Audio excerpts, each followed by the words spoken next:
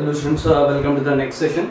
So now we'll be discussing the few more topics in your Visual C++.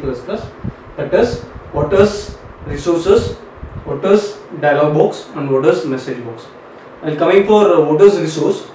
Resource is nothing but the additional data that what we are going to use for our application. Suppose when you design your application, you are going to have some images on your application.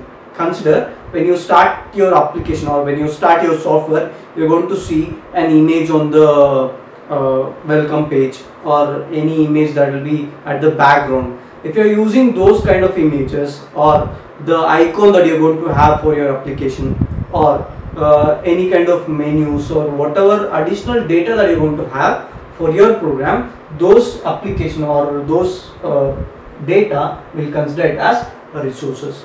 Basically, we are going to have three different types of resources. The resources like icon,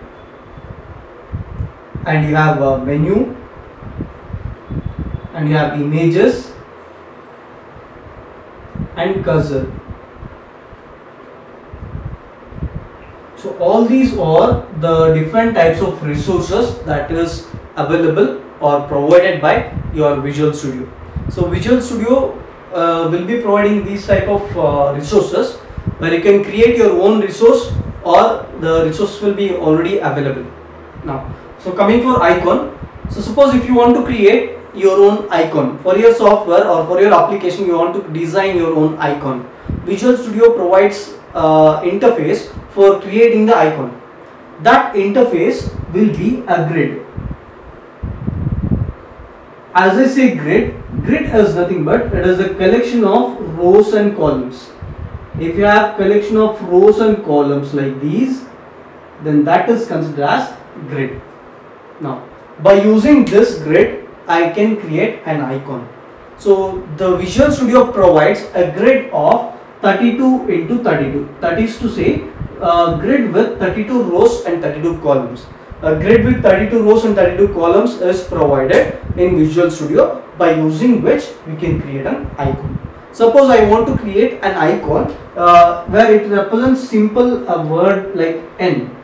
So if that is the case, if I consider this as an example with the number of size as 5 into 5, the grid size is 5 into 5. Now if I consider that I want to create a word called as N, I'll just draw a word or a letter N here. Now if you observe, whatever the elements or whichever grid is colored or have marked, only that particular grid or that particular cell will be shaded or it will be highlighted. It will be having some color, and rest of the grid will be empty.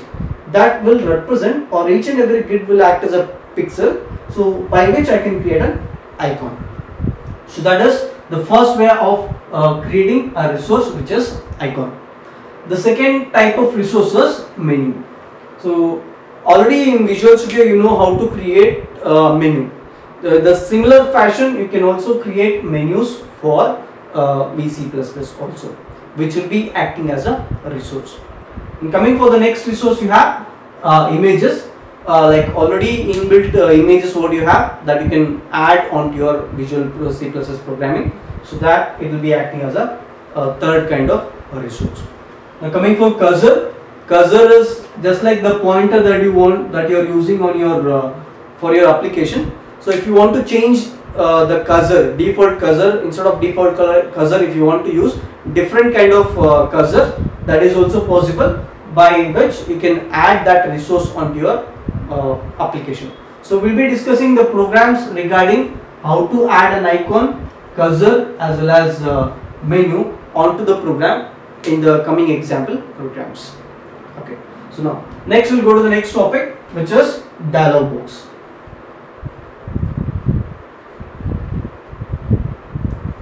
Now what is dialog box? Dialog box is a simple pop-up window. A pop-up window that is used to provide some information. If you want to give some information to the user, then we'll be using dialog boxes. So these dialog boxes can be created in the by using Visual Studio. By using Visual Studio, we can also create dialog boxes, wherein we have three different types of dialog boxes. One is like model, modulus and system model.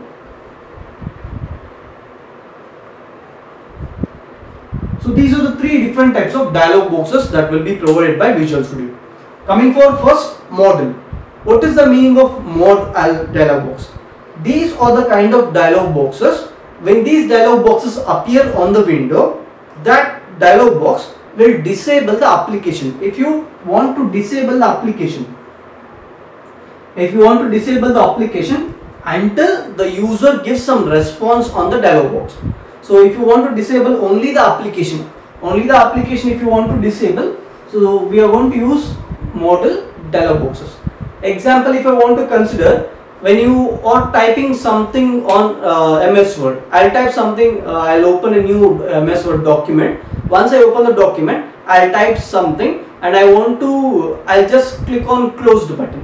Whenever I click on close button, you will see a window asking that, do you want to save the document? Until and unless you give response, if you give yes, no or cancel, until and unless you give response, you cannot use MS Word again. That particular MS Word document you cannot use again, because it is blocking that dialog box is blocking the application. So that type of dialog box we will consider it as model dialog box.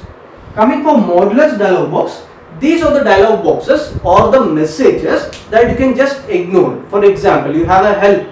Whenever you are using any application, you will get a help window. That help window, you can just scroll and you can just drag drop onto the window, in anywhere in the window, and you can start using the application again. If you want to just try this, just when you are using MS Word application, you go to help, you will get a document there. You just drag that document or that particular window and place it anywhere on the desktop or your lap window. You can place it on anywhere and you can start using the application, because so it is not going to disable, anything. Okay, it does not disable anything of the application or any other application. That type of dialog box will consider it as modulus dialog boxes. And finally, coming for system model. So these are the dialog boxes that completely disables all the application of your system. Example, whenever you try to install a new software, you will get a pop-up message in Windows 7 asking that, do you want to install this software? You have two options there, yes or no. Until and unless you respond, you cannot use any functions on the you cannot use any functions on the Windows. Those kind of dialog boxes are called as system model dialog boxes. Okay. Hope you understood all these topics, that is regarding resources and dialog boxes. Next topic will continue in the